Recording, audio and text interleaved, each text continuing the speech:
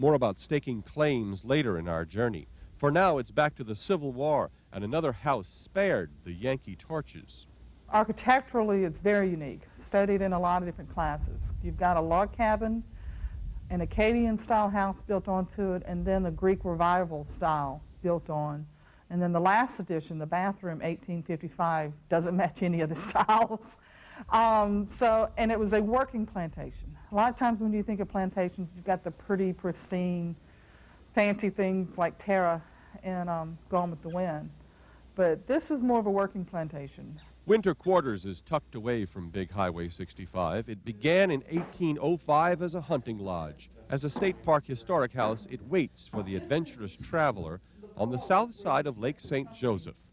Kathy Tarver will show you around.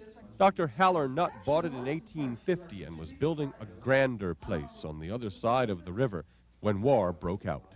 He did own quite a few plantation homes. He was not your typical plantation owner because he did a lot of agricultural research and genetic research within the cotton production. He was building a house, a bigger house, a much bigger house across the river, right? Longwood Plantation is probably what you're talking about.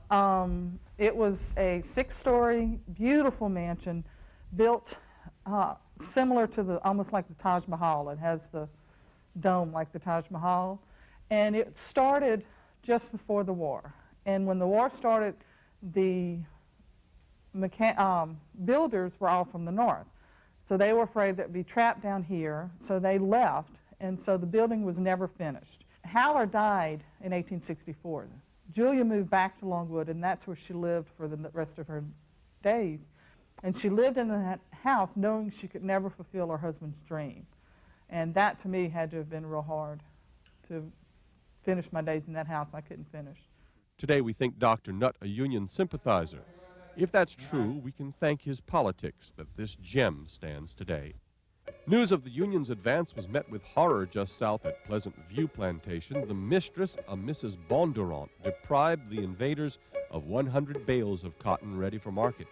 She burned them all. When it got to St. Joseph's, Grant's army shelled her house.